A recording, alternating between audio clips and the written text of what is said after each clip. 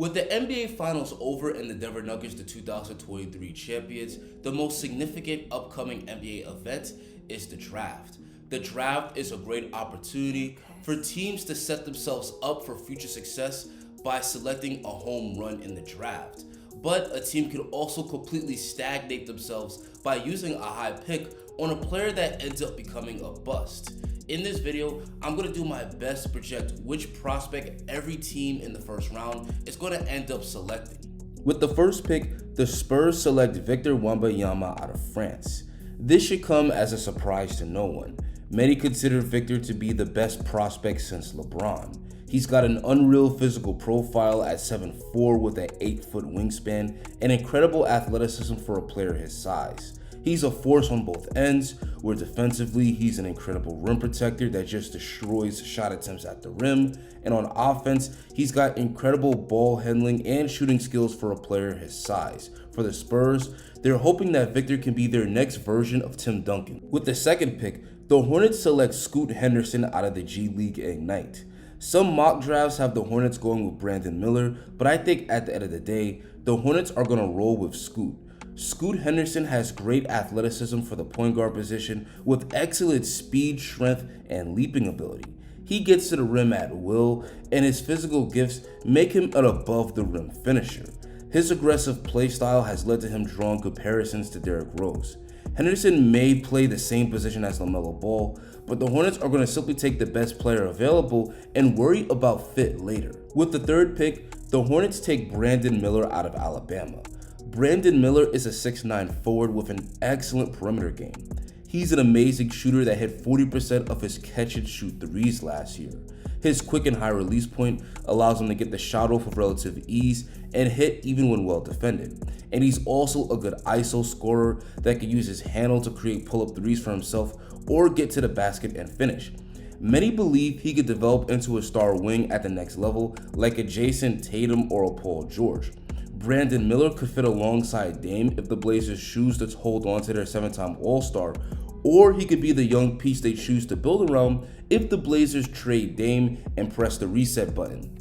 With the fourth pick, the Rockets select Amen Thompson out of the Overtime Elite. He's got amazing size for the guard position at 6'7" with a 6'9" wingspan. He's a great slasher, having the speed and handle to get to the rim anytime he wants, and the layup package and leaping ability to finish at a high percentage.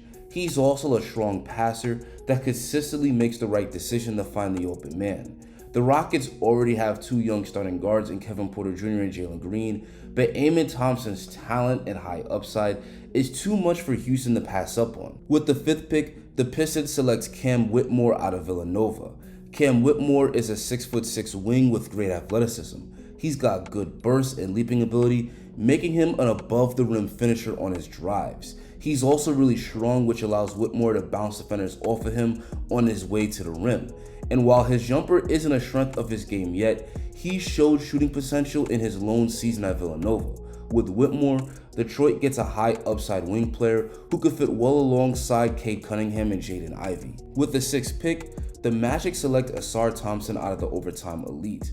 Just like his twin brother Amen Thompson, Ausar Thompson is extremely athletic.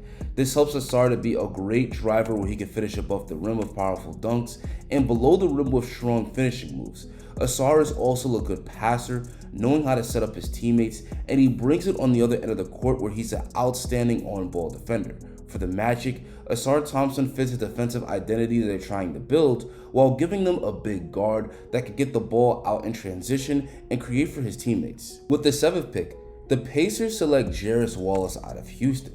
Jarris Wallace is one of the best defenders in this draft. He's 6'8" with a 7'2" wingspan with great agility for a player his size. This makes him a great on-ball defender with the ability to switch onto players a lot smaller than him. Offensively, Walker isn't an elite at any particular skill set, but he's versatile with the ability to shoot, handle, and pass at a solid level. Jarris Wallace should be a perfect fit for the Pacers at pick number 7. The Pacers need size and defense at the 4th spot, and his offensive versatility should improve their offense. Walker is a nice selection for a Pacers team that's looking to get back into the playoffs. With the 8th pick, the Wizards select Anthony Black out of Arkansas. The Wizards just traded Bradley Beal to the Suns, which means they're starting a fresh new rebuild. Anthony Black is a big 6'7" combo guard who thrives on both ends of the court. He's a great defensive guard who can cover multiple positions, and on the offensive end, Black is an excellent lead ball handler, having the passing skills and basketball IQ to run an offense and set up his teammates. And while he's a pass-first guard, he's skilled enough offensively to create his own shot at a high level. For the Wizards, Anthony Black could be a great addition to their young core. With the 9th pick, the Utah Jazz select Grady Dick out of Kansas. Grady Dick is one of the best shooters in this draft. He's not only a knockdown shooter on spot-ups, but he's also a great movement shooter and he can hit off the bounce. But he's more than just a shooter. He's able to attack closeouts and finish at the basket. For the Jazz, Grady Dick's shot-making abilities will make him an awesome fit alongside Lauri Markkanen. With the 10th pick, the Mavericks select Derek Lively II out of Duke.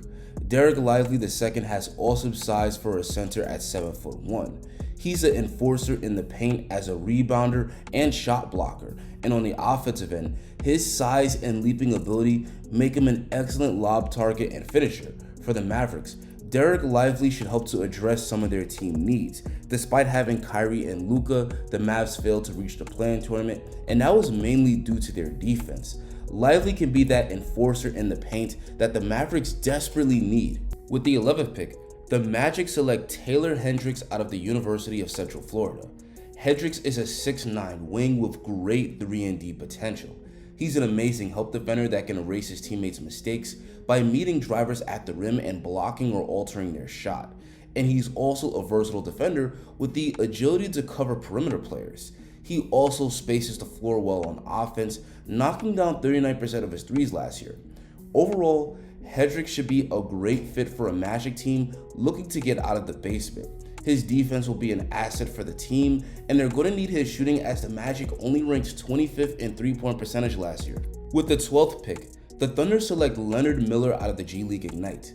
Miller has great size for the forward position at 6'10" with a 7'2" wingspan. He's an amazing finisher, able to get plenty of easy baskets from cutting hard to the rim and running in transition, and his size and athleticism allow him to convert at the rim at a super high rate.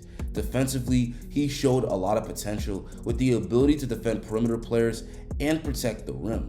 Leonard Miller should be a nice fit alongside the Thunder's promising young core. He gives them another big body to add to OKC's already lengthy squad, and he could be a great play finisher playing next to unselfish guards like Shai Gilgeous-Alexander and Josh Giddey. With the 13th pick, the Raptors select Kobe Buffkin out of Michigan.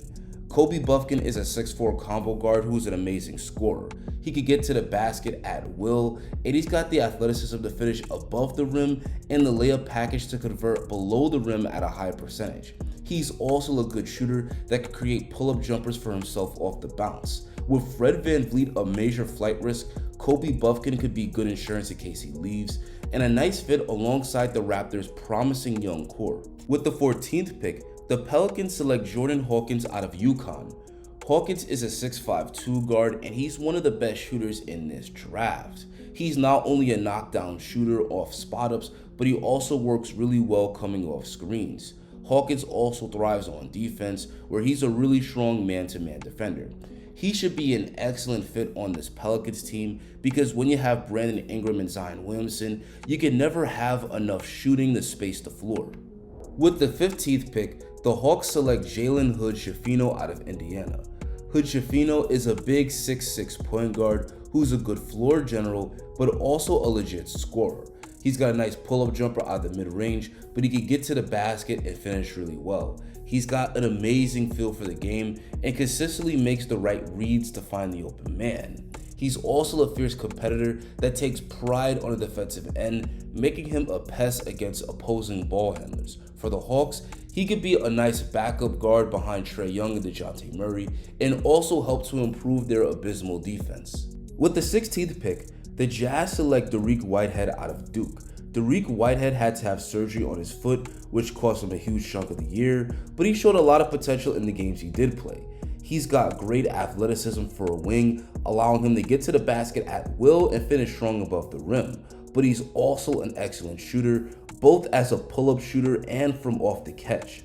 Whitehead's elite ISO ability is why he was once a projected top 10 pick, and while some may consider this a reach, with the Jazz owning 3 picks in the draft, they could afford to go high upside here. With the 17th pick, I'm going to have the Lakers rolling with Bryce Sensabaugh out of Ohio State. Sensabaugh is a 6'6" wing, and he's an absolute bucket. He could score from all 3 levels on the court, but his bread and butter is the mid-range, where he's a master at creating space to get his shot off. And he's a tough shot maker that can hit even when well contested. For the Lakers, Sensabaugh can eliminate scoring pressure from LeBron and AD because of his ability to create his own shot, but he can also play well off of LeBron and AD thanks to his ability to hit from deep. With the 18th pick, the Heat select Chris Murray out of Iowa. Murray is a 6'8" forward who can play defense really well. He's got the ability to cover multiple positions, he protects the rim, and he crashes the glass. And offensively, he's an amazing off-the-ball player as a cutter and three-point shooter. Chris Murray should be a really nice fit for the Miami Heat. The NBA Finals showed that the Heat desperately needed more size, and Murray will improve the Heat's small front court and also fit into their movement-heavy offense thanks to his off-the-ball skills. With the 19th pick, the Warriors select Kobe Jones out of Xavier. Kobe Jones is a 6'5" combo guard who's skilled in multiple areas, but not necessarily elite in any specific one. He's a smart playmaking guard that tends to make the right decisions as a passer, and he's an efficient scorer that shot really well from deep and at the rim last year.